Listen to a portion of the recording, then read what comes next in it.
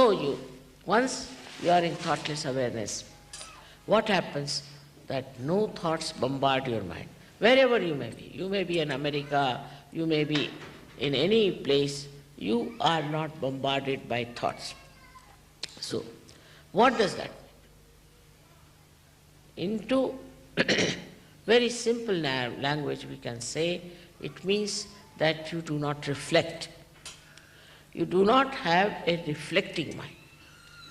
Now, this is the basic problem of Saj Yogis of today, which one should try to conquer. That you do not reflect. That's the only way you can achieve your steady hand. For example, I've seen people, for nothing at all, they'll just start laughing. Nothing at all. They see somebody, immediately they react. This was nice, but not so. They start giving their opinion, especially in the West, about everything. Everybody seems to be very knowledgeable and start telling what is best, what is not the best, what is not good.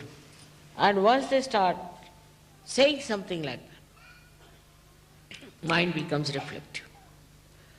If the mind is not reflective, then you are thoughtless awareness. Watch anything, just you watch, just to witness. You should not reflect. If you are using your mental power, then this power subsides. This is a very common defect with people, because I think you people are more intelligent, you think maybe, I think you are well educated, might be, I don't know, whatever you think. But this reflecting mind is a very dangerous thing for spirituality. You'll never grow. And then with the reflecting mind, you have different emotions. With something, you reflect on somebody. Now, if it's your son or daughter or something, you get identified. Identification with some is artificial. It's not in reality. But because of this mind reflects, it identifies. Now many identifications you have dropped out. For example, your bias about religion, about races, about maybe nationalities, you have dropped out. But still, I would say, the reflecting mind still acts.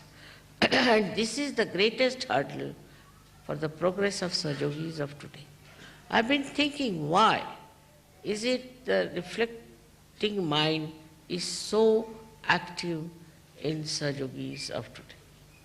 If you could stop reflecting, immediately you establish yourself in the ocean of peace. You watch something, just watch. There's no ripple of thought in your mind. Then you become extremely creative. You become extremely dynamic. You become extremely compassionate. You have no fear. Some people think if you are compassionate, you see this man might lynch you. You have no fear. All virtues that you have to enjoy, you can only enjoy when you do not reflect.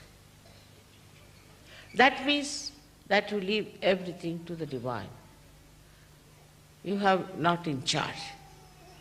You don't see that you have to be reflecting on something. This is the greatest power you have got, is not to reflect, not to look at somebody with that kind of. I have seen this is still there, lingering. Perhaps I never told you about it. Maybe one of the reasons. I don't say that it's only your fault, but maybe mine, because I couldn't find what was exactly wrong. That is the reflection that you have about others. Now, I told you have introspection. For introspection, also it can be reflection.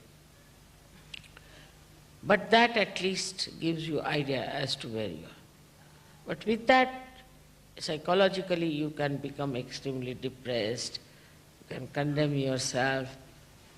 Then you may not understand yourself as a personality that you have. And you'll go on sort of losing your vibrations, losing your power. Because you are not control of yourself. So introspection also, if it brings about depression and demeaning of your personality, best is not to introspect also. Because all these mental activities I've seen create problems. But in a state where you are thoughtlessly aware, introspection comes to you automatically. You see it automatically. You understand it automatically. You do not think about it. It just comes to you. The whole picture comes to you and you are at peace with yourself. You are never in turmoil, never in trouble. Then you don't get angry, then you do not argue, then you do not discuss, but you become as if dropped into the ocean of awareness. And you don't have to worry as to solve something. When you are reflecting, then you find that this power works. Now it becomes very contradictory to say that you have to project and you don't have to reflect. Now when we reflect, we absorb. When we reflect on something, we absorb that thing. And mostly our attention goes to the defects of others. This person is no good, that is not good, this is the hair not all right, the sari is not all right, this, that and all nonsense. So what are we doing? We are absorbing all the bad things also. Now when you start admiration of something, then what happens? That you may not get the bad things, but at least you are on a better line. But still, the admiration in thoughtless awareness is really very deep. I saw this in the eyes of this great scientist. Absolutely, he was just one with me, and his eyes were like an ocean of peace. He was just looking at me.